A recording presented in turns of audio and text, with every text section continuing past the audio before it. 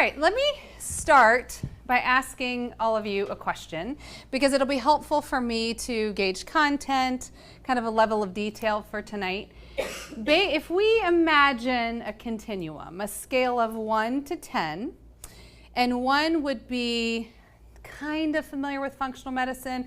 The person that I'm sitting next to dragged me here. I'm really not quite sure what this is about, so we'll give that a 1.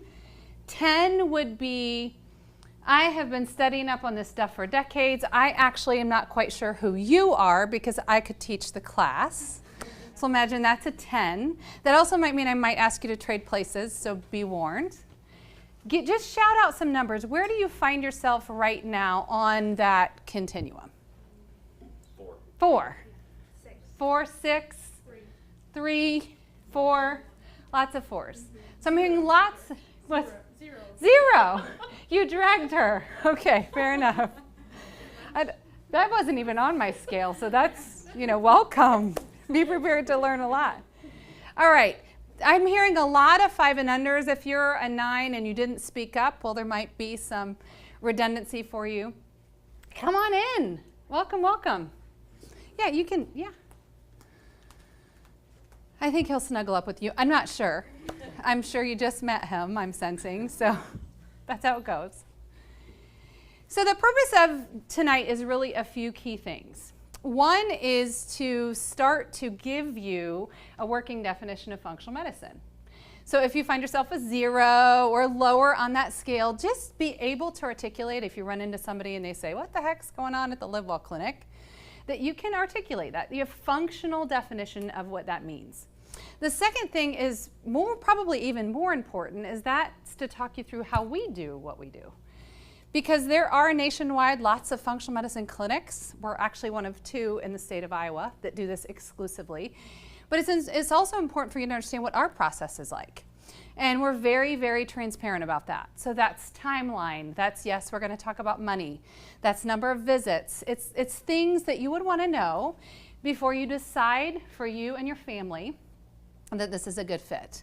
So we are going to talk a fair amount about that as well. In addition to those 2 key buckets, what were you hoping that we would talk about tonight so that when you leave, you can call this a good use of an hour-ish of your life? What were you hoping we'd share with you? I'm really more interested. Yeah. I'm interested in the different testing you guys do. Okay.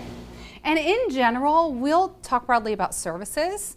So lab testing is certainly part of a lot of treatment plans, but we are also, we have family medicine services, we have IV therapy.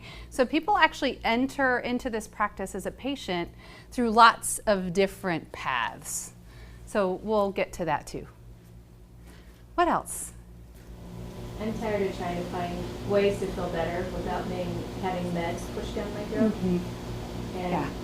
And finding stuff on Google where I should have been able to find it through my doctor. Huh. And one of the things that I've often said is, we're really lucky because we have the most educated consumer we have ever had. But we also have the most educated consumer we've ever had.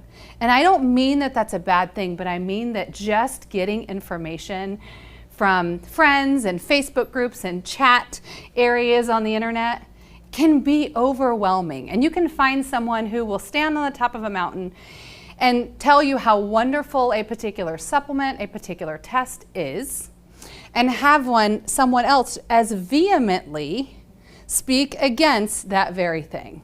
And so part of what happens here tonight too is a little bit of a trust building exercise. I mean, do these people seem like they know what they're talking about? And does this seem philosophically in alignment with what I'm after? So that will be part of your experience tonight as well. I am not Dr. Zach or Dr. Lori, although in a little bit we'll talk shamelessly about them. But because I don't say anything about them that I haven't said to them, I suppose that's okay. There's a phrase at the top of this slide, and it represents for us why we do what we do. A vision statement for this place. And it has a couple of words that, to me, merit a little extra definition or a little extra detail. And one is this notion of empowerment. It really is our goal in this clinic to work our way out of a job. And it feels in other places like it's very much the opposite, that through life, as we go through a health journey, that we're becoming increasingly reliant on something that may or may not be working as well as we would like it to. So it is our goal that you ride off someday on your big white horse, equipped to own your own health. Now that doesn't mean we wouldn't like to see you every once in a while. We have services that bring people back, family medicine being one of them, and just checking in as you would with an annual physical or something like that. Just routine maintenance. And then this notion of optimal health. In the big wide world of healthcare, we measure a lot against normal. And I am older than I'd like to be, but I also say I'm not that old. And I already feel on a Friday night around a table in a restaurant with friends, exception given to those with whom I work, it already feels at my age a little like an organ recital, and I don't mean the kind that you play. It's what's hurting, and what am I taking, and what do I have to have removed, and how long I have to be at work or out of work. And I'm looking around and I'm thinking, this is normal, and this is not something I aspire to. So this is a very different goal. It's not just the absence of disease, but it's preventative. As one patient recently articulated it, it is rewriting my medical future. I have this gene pool. I have this set of things that I'm just sort of stuck with, and it includes, beautiful eyes and curly hair, but it also includes other genetic predispositions. And sometimes people come in here sort of like, well, three generations of my family have had Hashimoto's or diabetes or high cholesterol. I'm just stuck. I don't know what you're going to be able to do about it. Yet really there's all of these epigenetic factors that we have a heck of a lot of control over that affect how those genes behave, that can lead us down a very different path than we maybe would have been down had we not known the difference. Let's start with just a couple of slides, 3 actually, that provide a commentary on sort of the state of the state today. And I'm not going to read these to you, but I will hit some highlights. If you're the kind that's going to bother, then feel free to read them all. We currently rank in the United States 37th in the world in overall quality of care, yet we spend individually and in aggregate more than any other industrialized nation on healthcare. I don't know how you feel about that or how that sits with you, but I would expect us to do a little bit better than that. And the ranking, this is a World Health Organization ranking, and it does change slightly year to year, but not a lot. We're never great in any of the rankings, no matter how far back you look. And I'm going to talk about in a little bit some of the reasons why I think that is, because I don't think we can blame it all on our current health system. So I want to be very cautious in saying that the intent of tonight is also not to be bashing any kind of other health care you've been receiving. If I am in a car accident on the way down the 235, do not bring me to the Livewell clinic. Take me directly to an emergency room that has life-saving technology that can reattach a limb. And that's not here. So there is a place in the world for lots of things that are happening, but there's also some ways in which we have maybe contributed, we as individuals contributed to what is now routinely happening in how we treat what happens in our lives, even mundane things. Health insurance premiums are rising 3 times the rate of wages. So this spend that's listed in the top bullet now is a larger and larger percentage of our household income, and people are still here. So it still isn't always working. And nearly half of all Americans take 1 or more prescription medications on a daily basis. And I would say emphasis on the or more, because usually you don't take 1. And the reason that people frequently don't take 1 is because they have side effects. You watch, maybe 5 minutes of primetime TV to find that out. And I'm a little sassy. You'll get to know that soon if you haven't figured it out already. But I remember elbowing my husband at one point and saying, oily discharge. Like, I think I'd rather have a headache, right? Because it's always maybe death too, which is obviously, we're all going there, but maybe not right now over a pill I take would be nice. So this happens, these cocktails happen because we take something and now we can't sleep. So what do? We take something so we can sleep. We take something and now we can't go, and we know that's not good, so we have to take something to solve for that, and we sort of get into this evolving spiral or this evolving system. I would also offer that as it relates to things more mundane. So how many of you have had a headache? Yes, I usually get 100%, and if you don't raise your hand, you're probably lying. And when that happens, we go to Walgreens or CVS inside Target, and we have so many choices, right? And we make one of those choices, although I'm finding more and more maybe a really high quality cup of coffee will do the trick. But we have all of these choices, and then if it's not gone in 10 minutes, what are we doing? Looking at our watch, reading the back of the container. How many of these can I take and it still be safe? Because I have stuff to do.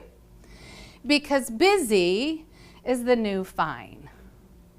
So you used to run into somebody, hey, Ray, haven't seen you in forever, in the grocery store. And I would say, how are you doing? And she would say, fine. That's what people used to say. Now, mark my words, you're going to do a little informal experiment when you leave here. But when the same scenario happens, oh my gosh, I haven't seen you in forever. I'm going to call you Jim Bob because I don't know your real name. And I say, how are you? And you say, busy. Busy.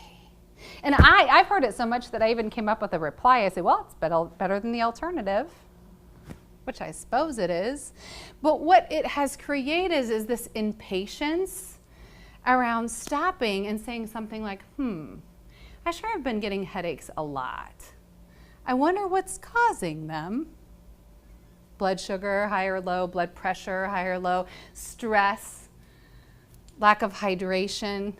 We're so focused on this thing that's going to take 10 minutes so that I can go back into my busy life.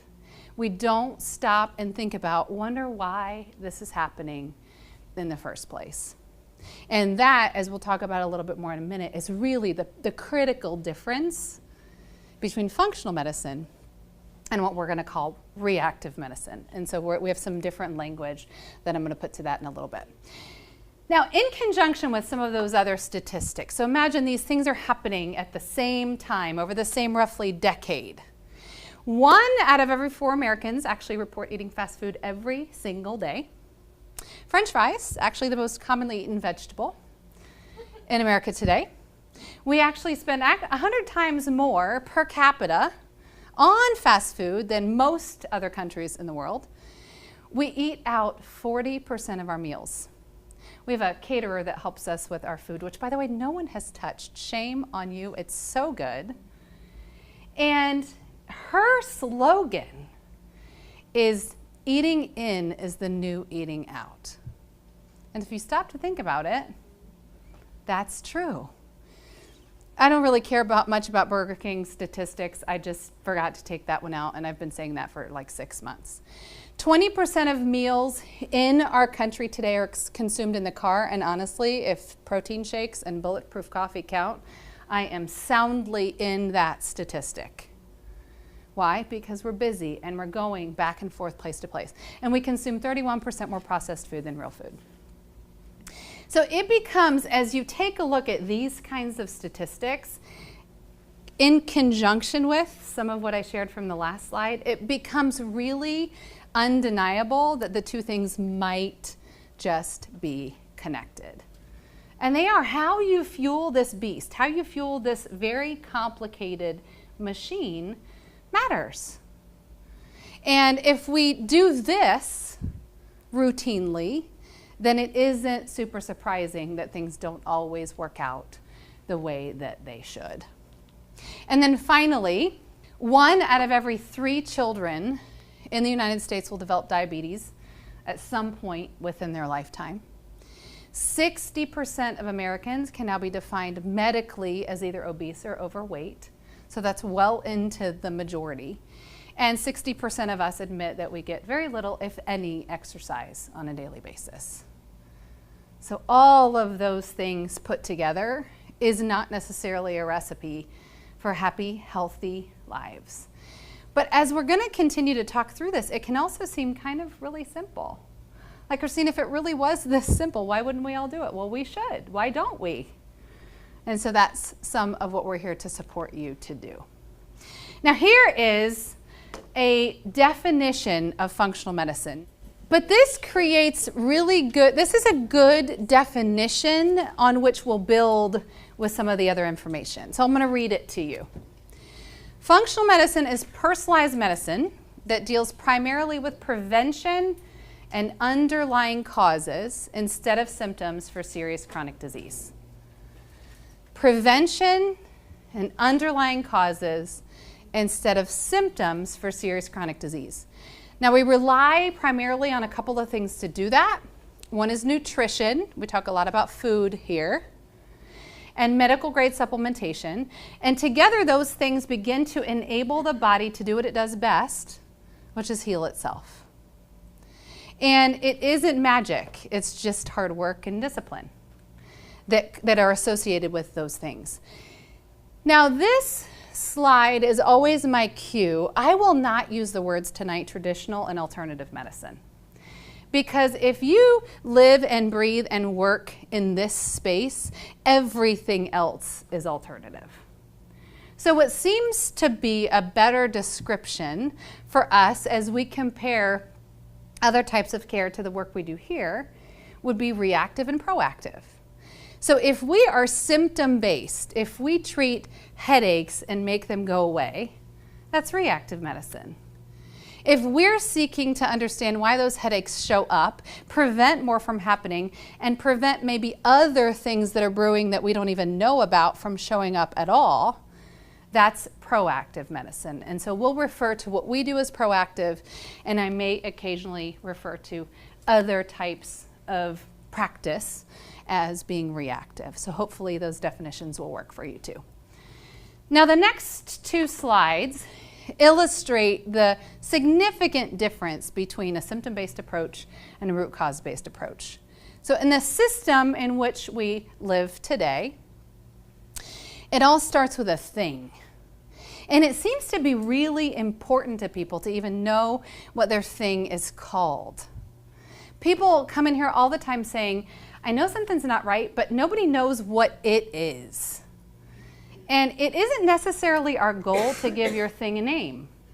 I mean, we might talk about that, but what we really want to do is unravel why all of that is happening. I want to know, do I have Hashimoto's? Do I have Crohn's? Do I have ulcerative colitis? Do I have a thing that I can name and sort of tell people at those organ recitals?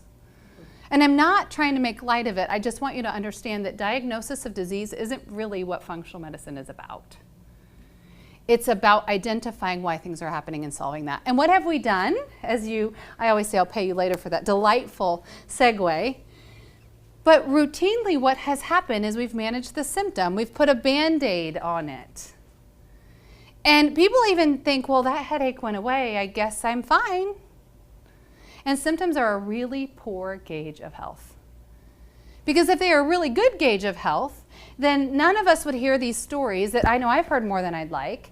My buddy dropped dead of a heart attack at the age of 40 on the golf course, and he was so healthy. Healthy people don't do that. So what was happening is something that maybe she didn't know about, something that hadn't showed up yet in the way of a symptom. Now then we take something, the headache goes away, is the problem solved? I'm pretty sure at this point you know my perspective on that. No, it will show up again, and it may or may not be caused by the same thing, but we haven't solved anything by just making that symptom go away. Now, in the short term, I will fully acknowledge that symptom management makes us function. So sometimes we have to go to work, we have to attend meetings, we have to take care of our families. I get it. So in the short run, there's a process where we can evolve that. And the goal for many of our patients, maybe it's not yours, is to wean themselves off of reliance on pharmaceutical meds.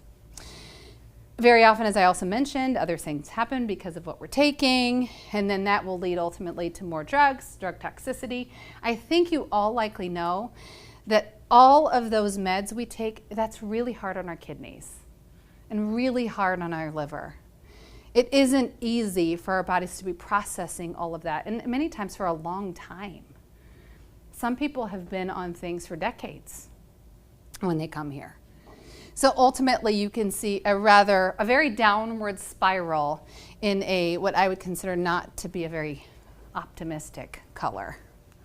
And then there's something very different. So a scenario where you may have health problems you know about, you may actually just come here because you want to investigate. More and more of our patients actually don't have a thing. They're actually just thinking, what they're doing makes sense. And maybe I want to get started on some of that now so that I can enjoy my life for a long time. And so I would say maybe 20-25% of our patients are here just strictly for, I want to find out what the status is. We have one dad that said, I don't want to be normal, I want to be optimal. Competitive athlete guy. Okay, we'll take that too, whatever the reason. And what we're going to do here is we're going to figure out why that's happening. And when you're presented with a treatment plan, and usually, as I'll talk about later, those treatment plans are in 6-month chunks. And some people, usually we say 6 to 18 months for sort of a timeline for healing, but you will know what to expect for roughly the next 6 months of your life in terms of visits and cost at any given time, which is really nice, I say. But we're going to figure out why that's happening. We use testing here for very different, or I'll say at least differently than it's used in reactive care. So very often, and some of you could come here with folders of blood work. And we tested my iron to rule that out. We tested my thyroid markers to rule that out. We tested my blood sugar to rule that out. But very seldom in reactive care do we do blood work to tell a story. To actually say, here's what's happening with all the parts, because they're all intertwined, interconnected. When something changes, something else likely does too.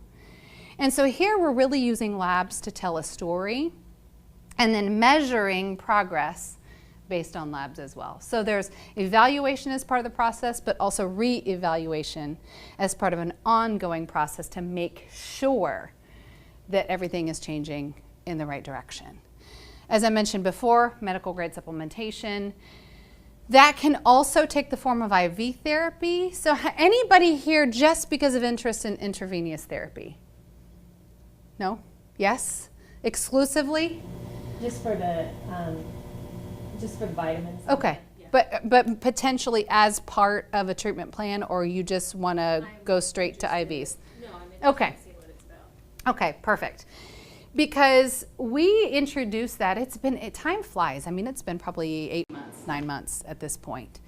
And as we'll talk about in a little bit, sometimes you can take all the oral supplementation you want, and if your gut is a disaster, it's all going through that disaster zone. And so even the thing that someone told you should be taking that's really high quality, you might just be peeing all that out. I mean, so many people say, everybody should be taking a really high quality probiotic. Maybe, but maybe you have an opportunity to heal your gut first and make sure that it's ready to welcome all of that stuff. So we're gonna help you think through and tackle those priorities a little bit differently as well. So supplements could be IV, could be oral supplementation, and a lot of discussion about food. I don't know how many of you just took the time to sort of peek around at our books, but our food philosophy is paleo. Paleolithic eating. So show of hands, anybody have no idea what I'm talking about? Okay. So when we talk about a paleo food philosophy, it's actually not that complicated. The idea, the principle is really rooted in two things. One, eating things the way they're found in nature as much as possible. And second, eating things that have been messed with as little as possible. So we pay attention to food sourcing. So the grass-fed beef is not the same as the kind of beef that you eat that is 1/5 of the price at Hy-Vee. So that's part of it. Organic, non-GMO. Some of you have heard things like the Dirty Dozen, paying attention to how you choose your produce, what you decide to consume. And then also, no gluten, no dairy, no soy, no refined sugar, limited legumes, and limited grains. It's actually really simple if you start thinking about it. And the reason I want you to taste the delicious food that you all walked by when you came in is because that's an example of what paleo food can taste like. Healthy food doesn't taste like cardboard. Look, there are even chocolate chip cookies. Did you guys see those? She offered me one and I said, I'm not allowed, only if there's things left over. Okay? Pretty strong, I do kickboxing. So the goal here obviously is to discover the root cause and then serve that, address that through some of the ways I've been talking about. Now this is not new. For some reason people come here and they're like, oh, this is like the cool thing, the new way to treat your illnesses. I think all of you should know, probably know, that Hippocrates is not a contemporary of ours. Right? And he's the guy that said all disease begins in the gut. And guess what? He was right. And that was quite a bit of time ago. 70% of our immune system, our overall wellness lives here. And so if that's not right, that will be each and every one of your top priorities to make that right so that everything else can work together a little bit better. Now, those of you that geek out on science-y stuff, that probably wasn't quite enough for you. So let me show you what I mean. These are triggers, things in the big wide world. So there might be stress, and I know I'm the only one in the room that has any of that at all. That was a joke. Toxins of all various descriptions, including in the air we breathe, etc. Food particles, I'll get back to that one in a minute. Pathogens, drugs, here we're talking about the legal kind, and infections of all sorts. I don't know about you guys, but my family had kind of a rough winter. I think I coughed for about 7 weeks. Our nurse called me Coffee Cofferson, and I work here. Not the epitome of what it should be looking like to work in this space. It just was a nasty thing, tenacious stuff out there. So we're not superheroes. We just handle it differently. And all of these things attack this really cool built-in immune system in our body. It's a mucosal lining on the inside of our gut. It's built in. We're born with it. It's so cool. The problem is these things attack it and thin out, begin to erode that layer in such a way that when it gets thin enough, it develops little microscopic tears, little pinprick size holes in it. That, okay, first of all, anybody disagree that in the digestive system as a system, there should be one way in and one way out? And I'll let you guys think about what those are. Are we in agreement? Okay. Nothing that's in there is supposed to be anywhere else in my body. And I'm getting 100% nods. So imagine now there is a way, because that's thin and torn, for stuff that's inside my gut to now seep out into the rest of my body, into my bloodstream. That's fairly disgusting when I think about it. And that's what people mean when they say leaky gut or intestinal permeability. That now we have a system that is compromised. And that's why, by the way, I don't know if any of you have heard people banter about the fact that joint pain, as an example, can be linked to gut health. And people are like, what? Seriously, why is that? Well, because of what I just described. If you have toxic stuff floating around in your body, and your body is mad and inflamed, it's your body's way of saying, I don't like what's happening. It's why gut health is linked to neurological function. Schizophrenia, ADD, You pick the very touchy subject, anxiety, depression, you pick one. It can all be linked in some way to what's happening in your gut. And so guess what? We look there first. Probably 90% of you will have the amazing opportunity to do a stool analysis if you become a patient. Yay! I know it. Because there is no other test that we do in this clinic that will give us more information about, guess what? Gut health, which is where so many other things are connected to. Now, food, real quick. A lot of people assume that is food sensitivity, and absolutely we do food sensitivity testing. Absolutely. Not on everybody, on a lot of people. But it can also mean that things get stuck where they're not supposed to be. And that's obviously not good either. So things, I think this, I'm quoting Dr. Zach, I think he said, oh yeah, things get stuck and they kind of start to putrefy. And I'm like, enough, that's good. I don't need to know the rest. So that one in particular has kind of two different ways that it can cause trouble or wreak havoc. The banner on the right side, that's what we want for you.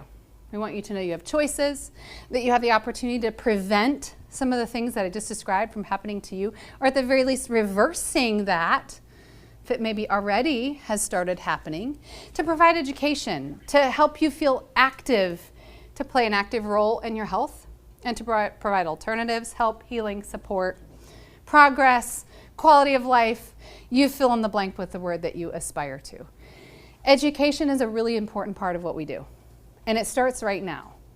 Some of you at the end of tonight will decide, I came ready, I'm still ready, where do I sign up? That's awesome. Some of you will say, you know what, this was really good information.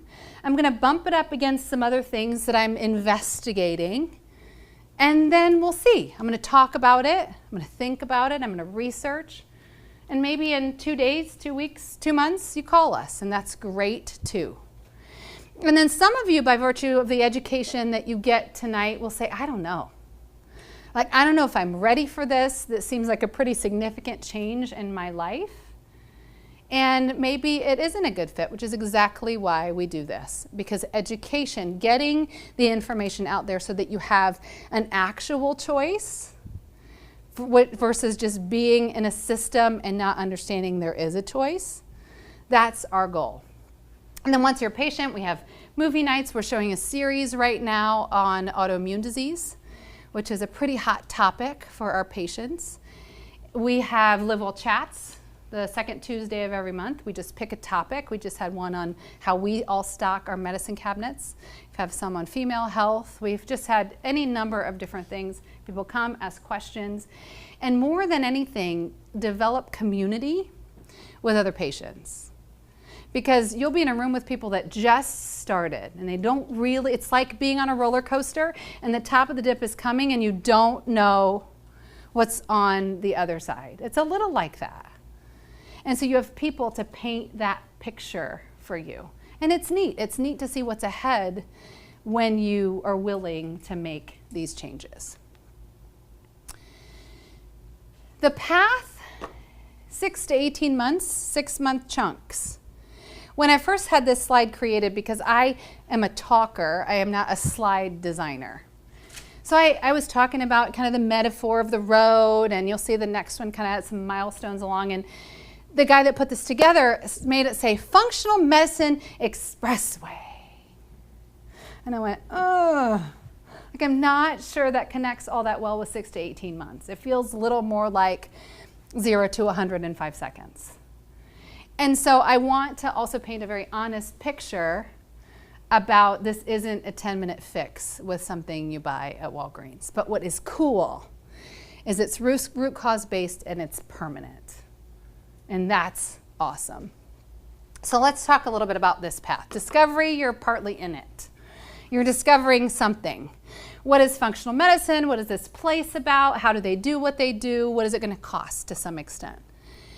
It also will involve a period of time that is discovery about you. So let's put pen to paper for a little bit, because when I talk money, people write a lot. The first point in the discovery phase, once you become a patient, is a comprehensive blood panel you'll hear us refer to as the Livewell panel. It is a custom panel that Dr. Zach put together, I don't know, probably a decade ago. And it includes 66 different markers, about 22 different tests. So if you're familiar with the way lab work is, different markers are measured in a test. So it is very comprehensive. Some of you are thinking, yeah, I've had comprehensive blood work before. Can I send it? Can I bring it? Yes, you can always bring whatever you want. But here's our definition of comprehensive. It looks like that. It's blood and it's 90 days or newer. Because that's also how volatile blood is, how quickly things can change. That panel is $439. Now, the way we price our lab work here is that all labs come with actually a few things. So when people talk to you about your treatment plan, there'll be lots of things built in to support you in this path. But at the very least, there will be an office visit included where you'll come get the results of that. And that is already in that $439. So when you come back and visit with someone, there isn't an office visit. It's in there. In a treatment plan, which I'm going to talk about the sort of the next chunk here in a minute, there might be food and nutrition consultation. There might be in a treatment plan IV therapy. There might be health coaching, a little or a lot. So we have a couple of people here that are qualified to actually very formally walk through this coaching process with you. So we put a lot of meat, muscle on this framework that I'm describing. $439 is spent blood is drawn before you even visit with Dr. Zach and Dr. Lori. Because that's where the story begins. That's the thing that's going to be a narrative for you. What's going on with you right now? The only exceptions to that, and I don't see any as I'm looking around, but some people are here for children that maybe aren't with them, etc. So under 65 pounds and roughly under the age of 15, we don't start with that panel. So there's a lot of reasons why. The primary one is under 65 pounds. That is just, we can't draw that much blood or test that many markers at the same time. I don't want to scare anybody off. It's not like liters of it or anything. And so if you are taking notes for someone that's a pediatric patient, it's a $199 initial consult. We have plenty of lab work that we can use to help identify the root cause of those little people's concerns. So is that included in the $199, the whatever labs you do for them? No. No. But it becomes an initial consult visit, and then Dr. Lori, Dr. Zach will determine what are the labs we'd like to do. And then their treatment plan will be something that when you're talked to, they will still have a treatment plan discussion with someone. But the selection, the menu to pick from is a little bit different for smaller people. So $439 for most people, $199 for little ones. So you have that blood drawn. About 7 days later, you come back for your results. That is a long visit. You'll probably start to feel like I should have brought a sleeping bag. It's somewhere in the 2 to 3 hour time frame because you'll visit with lots of folks. You will have medical intake with a nurse or a medical assistant. You will then visit with the doctors about what does this all mean, and directionally, what do I now know and what else do I need to investigate so that we can figure out how to fix this. Then you will visit with the practice manager and we'll go over your treatment plan with you. Somewhere between 90 days and 6 months worth of tests we'll talk about at that time. So I said a lot of times we will do 6-month chunks. That's what I'm talking about. Over the next 90 days, 6 months, what will happen. The price tag with that treatment plan, because remember, the blood panel, that's not the end of the story. That's directionally telling Dr. Zach, Dr. Lori, where do I need to look further? Is the root cause probably in the gut? Is the root cause food? Do we need to do, we have an autoimmune panel, we have diabetes tests, we have precancer, we have tests that detect precancerous cells in small numbers, we have urine analysis, we have hair heavy metal toxicity test done with hair. I mean, it goes on and on. If there's an excretion or a secretion, it's probably something we can take a peek at. So usually that treatment plan involves at least one follow-up panel. So as we do things, we want to make sure things are working. And then 3 to 5 of those additional tests. Price tag usually, remember pediatrics is different because we don't have as big of a menu, somewhere between $3,500 and $4,500. And so that plus the $439 is going to take you into about your first 4 months of care here. Now the good news is that's a lot of it.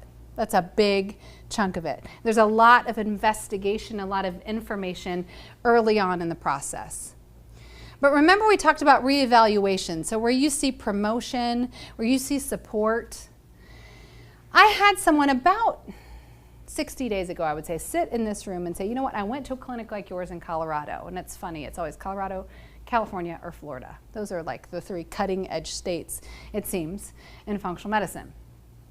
And they said, I had a bunch of tests done, just like you're describing. I went home with a bucket full of supplements. 2 years later, I'm still taking all of that stuff and I have no idea if it's working. That will not be your experience here. Because that's a waste of money too. Because if it's working, awesome. Do we need to change anything, adjust it down, tackle the next priority? Because remember, this is intricate. And other things will change as things are healing and changing in a good way. And what if we're not on the right track? We need opportunities along the way to rechart that course. And to say there's something here, we're close, but there's something here that we still don't know and we need to know. And so that reevaluation comes in various forms. Blood panels are one of those, where we check back in. For the grown-ups, the adults in our patient base, that blood panel is redrawn about every quarter. So roughly 4 times a year. The price tag later on is no longer $439, it's $389. Pretty simple reason. Remember, it includes clinical time and the actual lab. So as Dr. Zach, Dr. Lori get to know you better, guess what happens to the prep time they need? It changes. Less time, less money for you. So that is a very deliberate change on our part to acknowledge that it just is different later on. So discovery, $439, followed by a bigger chunk of tests, which can include, like I said, most of you, stool analysis, just be ready, and lots of other choices. And then throughout that time, maybe repeat blood panels, maybe some other more detailed, more sophisticated, more specific, not sophisticated, they're all sophisticated, but more specific tests as we start to unpack actually peeling back an onion is kind of the metaphor that makes sense to me because what can happen, you've got the quick hits, my headaches are gone, that's awesome. Oh, but wait, there's more. And oh, but wait, there's more. Some people have said to me, you know what, I haven't felt well, Christina, a day in 22 years. Well, that's a lot of layers to peel back. So it just means that depending on what that looks like for you, there may be more layers of the onion to peel back. And then long term, it is our goal for you to graduate. So $439 plus $35 to $4,500 plus $439 2 to 3 more times, or actually $389 2 to 3 more times that year. Likely part of all of your experience here would be supplementation. Now what I do find, the fact that you're here means you're probably taking something. And even if you're spending money on co-pays on pharmaceutical meds, there's a spend happening in your house. More than likely, you're taking other stuff too. So supplements here, that tends to be replacement, not incremental expense. It's just helping you decide what are the right handful of things to take to address what's going on with you. $100 to $150 a month usually is what we quote. Not everything is in this perfect, some things are 360 count, some things are 120 count, some things are 90, so you're not gonna run out of everything at the same time. So it might be 250 and then it might be 80. But that seems to be a really good average, and it's something that I monitor quite carefully because it's really important to me that I'm always giving you information you can count on. And so if anything ever changes, then that would change what I say up here, which is actually one of the reasons we're re-recording because things have changed in our process and we wanted to make sure that the information people were getting was accurate. Questions about that, because no matter how many ways I say it, it tends to be one of the things that just doesn't come across as clear. So you said, I think I read on your site that you don't file for with our insurance, but it's possible that we can file. What's the percentage of it actually getting covered? Let me, if you're okay with it, let me just more broadly talk about payment. So as you indicated, we're a self-pay clinic. That means that you pay for services as they're rendered, a treatment plan, etc. But we have, and it also means, by the way, that we don't file insurance. It doesn't mean, however, that you do not have the freedom to do that if you'd like. We just don't do it. So on your super bill, you'll have diagnostic codes, CPT codes, just because that's the right thing to do. And you can call your insurance company and you can say, I have a self-pay claim.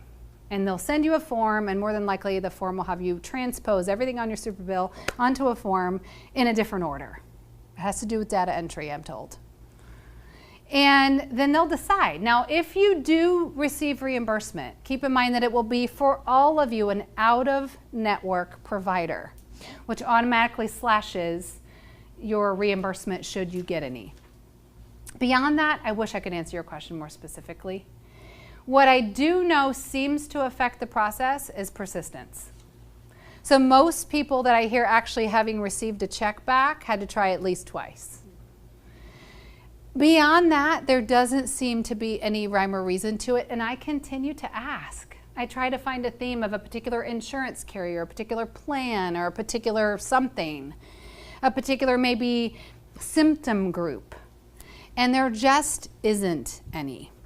I have people say, I got a $50 check back, woohoo, and then I have people say, you know what, Christina, they paid for almost all of my stool analysis.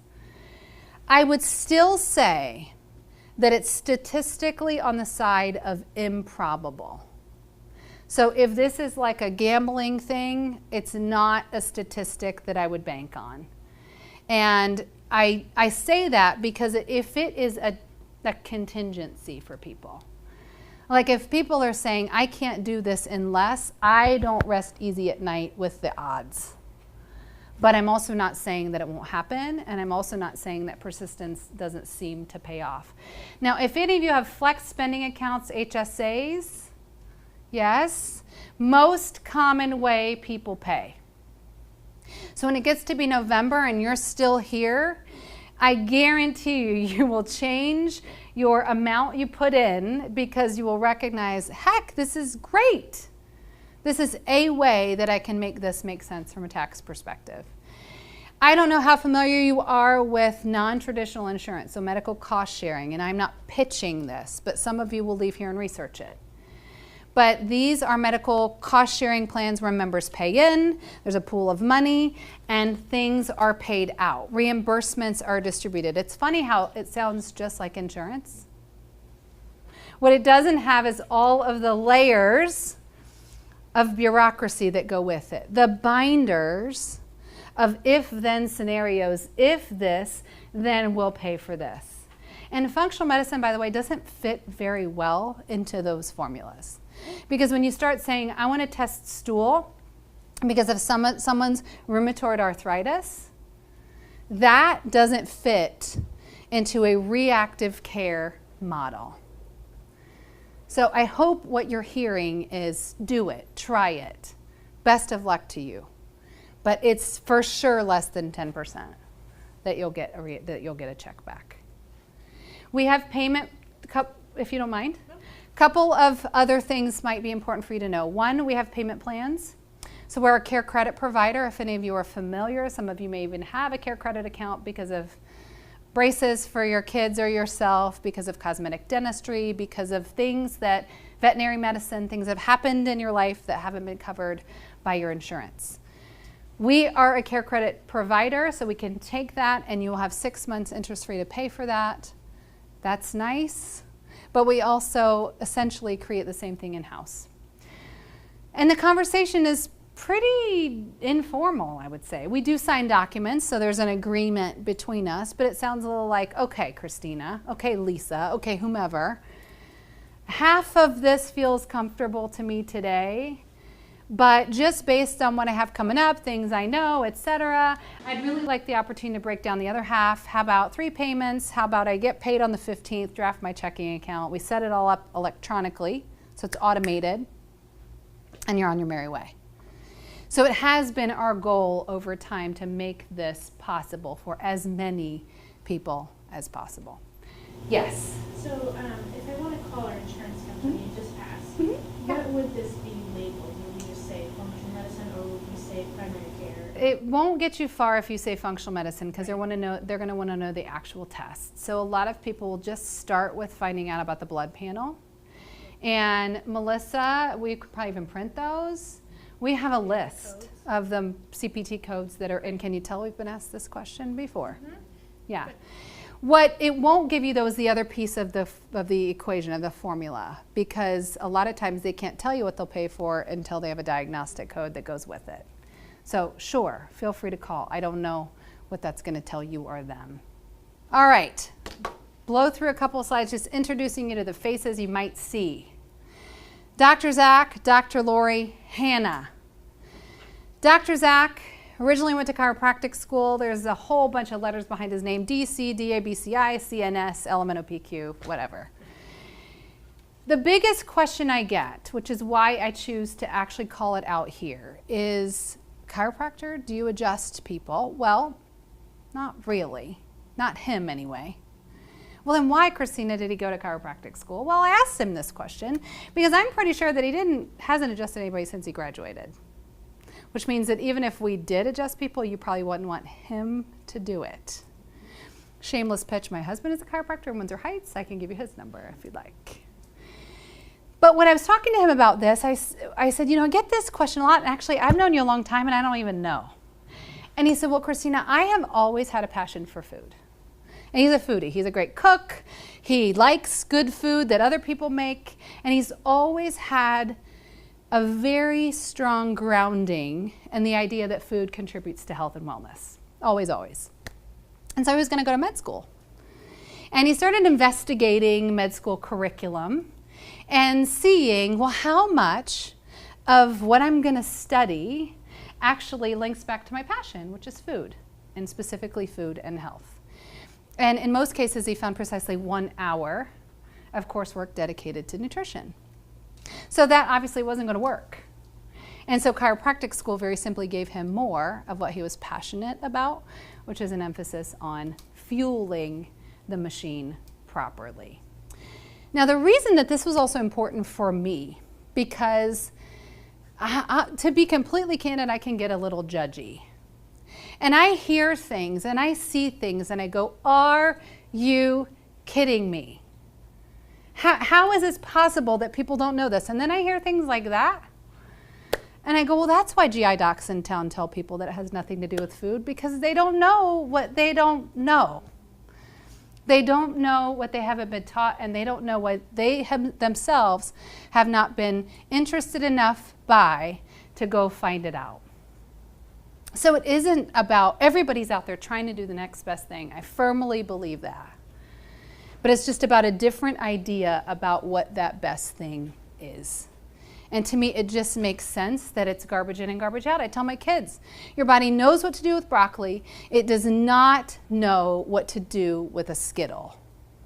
A Skittle is not food. And so to me, it's just pretty basic. Like, how could we not know, kind of thing. Started this place, still here, still seeing patients, and still tolerating all of the estrogen that's around him on a daily basis, as you'll see. Dr. Lori is a DO. She actually served the Norwalk community for 15 years in the Unity Point network. I'm seeing some nods, so very often I have people follow her here, which is great. And let's call it, because I had a conversation with her about this too, but let's call it about 8 years into that 15-year period. Started really having this nagging feeling that she actually wasn't making people well.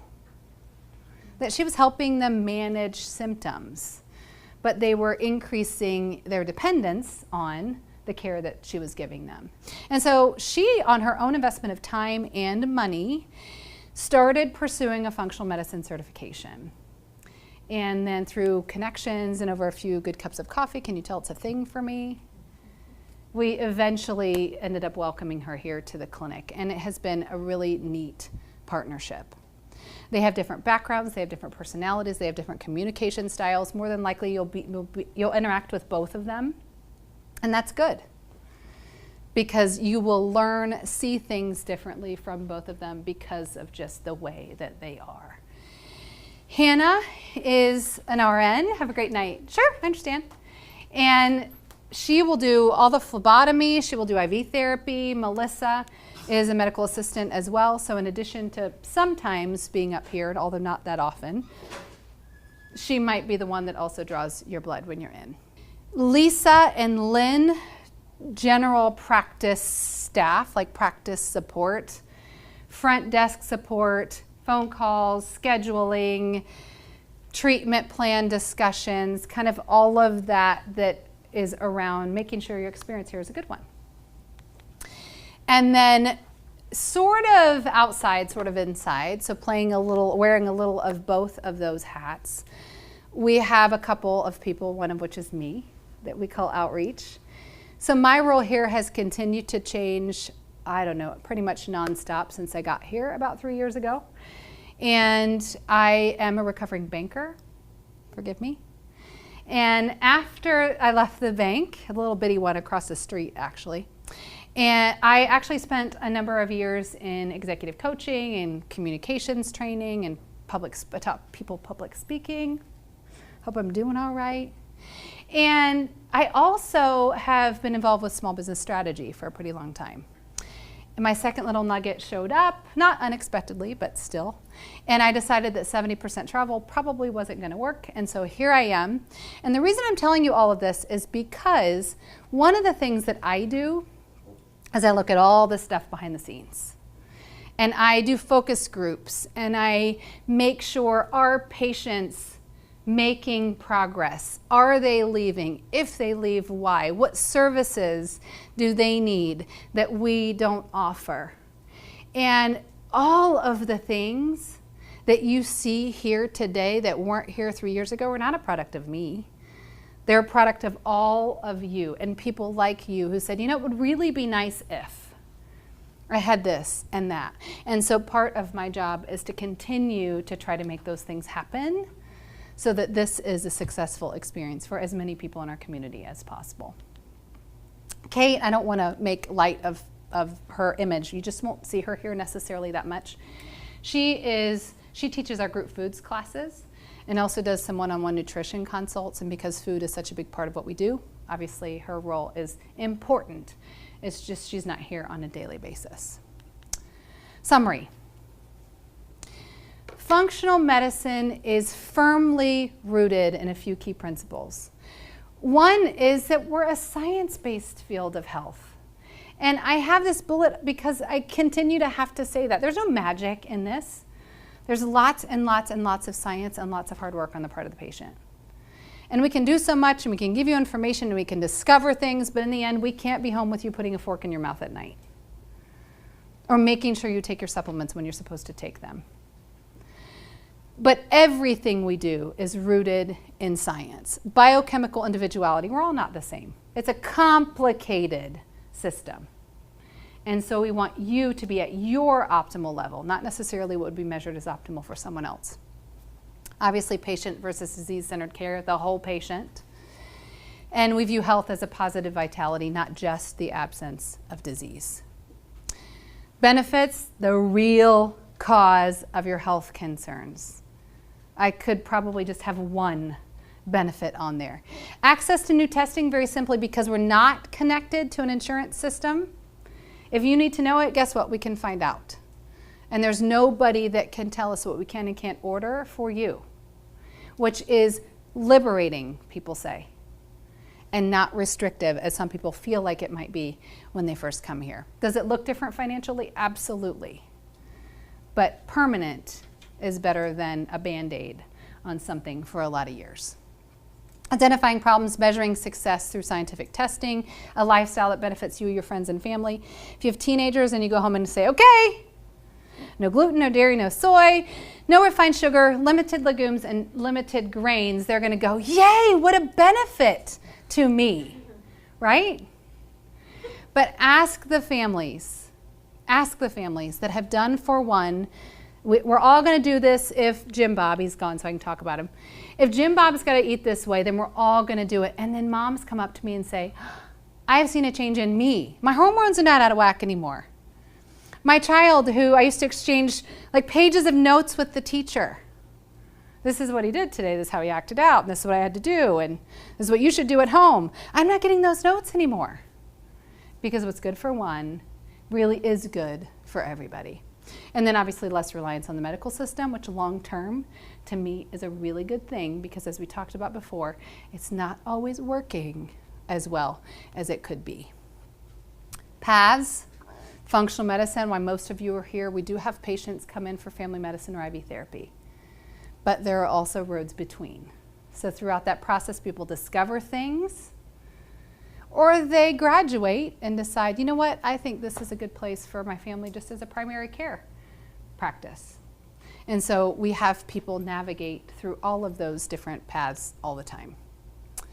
Services we offer, functional medicine, we spend a lot of time on that. Nutrition guidance and support, IV therapy, lots of discussion on gut health, labs, diagnostics of all sorts, ongoing education and support, because we want you to be successful, and then family medicine, which by the way includes examples would be women's health, so people come here for their annual exams, their pap smears, etc. Physical, school, life insurance, sports, sick visits. Before we had Dr. Lori, before we had a DO, we would have people call and say, okay, you've been teaching me how all of this overuse of antibiotics has destroyed my gut. Now my child has a sinus infection. I know if I take him to our PCP, I'm going to be prescribed an antibiotic. So now I don't know what to do. What would you do? What would Lynn do? We could have made bracelets. Well, we're not clinical. So we had to be very careful about giving that advice. And guess what? Now we can give it freely through Dr. Lori. Because that's the kind of thing we talk about when people come here for a sinus infection. You can look around. We take silver, we take Viracid, we take Dehist for seasonal allergies.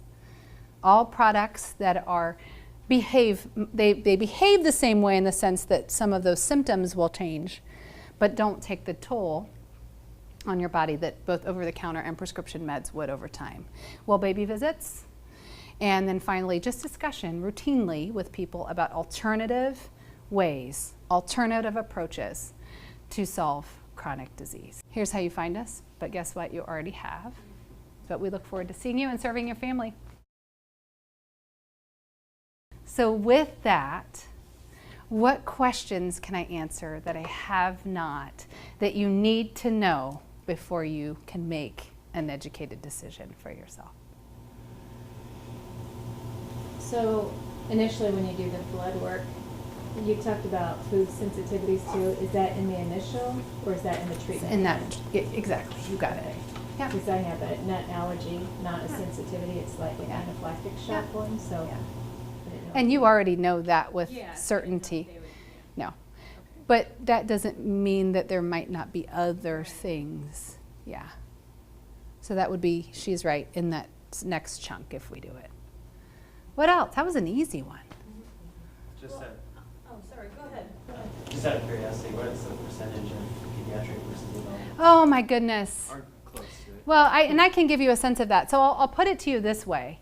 One of the most surprising things to me coming here was how many children are really sick. I mean, we have way more pediatric patients than I ever expected we would. 20%? She's yeah. I feel like that's, now what's interesting is a lot of times we have the whole family, you know, like we had somebody came to one of these last week and said, well, I've got 4 kids, I want 3 of them to have well baby visits and the other one has a thing. So That happens quite a bit too, which by the way, if you have more than one individual in your family in a treatment plan at the same time, it's 15% off all labs. So that is significant, can be significant financially. Moms and daughters, aunties and cousins, whatever works for you. Yeah. Yeah. And that, of course, is by the 18 and under definition. I mean, there's definitely a squirrely, squishy. When they walk in and they're this tall and, yeah, you're like, I don't know if you're a kid, really, pediatric. I don't know if this is the right question, but like colonoscopies, like we have colon cancer in the family. So I generally do those. Do you find that through the testing and stuff that you do that you can identify that and maybe not have to go through that? Or we refer out, one or the other. So, to take that money and right, repurpose it. That would not be a question for me. I cannot confirm nor deny whether or not those are good things. Yeah. I wondered that you said that Yeah. sometimes pre-cancer cells and things. Yeah, there are other things from a preventative standpoint that I think Dr. Lori and Dr. Zach would say are probably a better use of your money. But that doesn't mean they're going to say don't have them. You know, it's just maybe not as often. I don't know. That's a question for them. Now it's on video. Heck, I probably just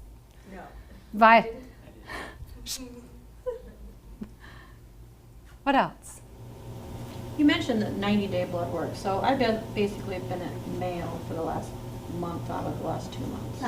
And had a lot of blood work Yeah. and a lot of testing done. Yeah. So is there any way that you can Sure. get my blood from Mayo to run this panel? You can sign a release. Can I sign And, a yeah, release? and have it sent directly to us. Absolutely. One of two things will happen. We'll probably have Dr. Lori and Dr. Zach take a peek at it. Absolutely. Yeah, and you have options, I suppose. One is you can actually schedule a $199 consult and assume that that blood work is enough and will be used. And so we'll use that outside lab work and you can visit with them and the rest is similar. Or you can wait because in my view, if they end up recommending a panel anyway, $199 is kind of wasted money if it's on top of. So if you do that and then they say, well, actually it isn't exactly what we need. But I will tell you the 2 times, 2 in 10 years, lots of patients, that I've seen them not do any blood work at all because what was brought in was sufficient. That's happened twice. But what has happened is we've done individual markers that equated to less than 439. It's a panel. So if we start to do 7 or 8, it's just cheaper to do the whole thing. But if it's a couple, sure, absolutely.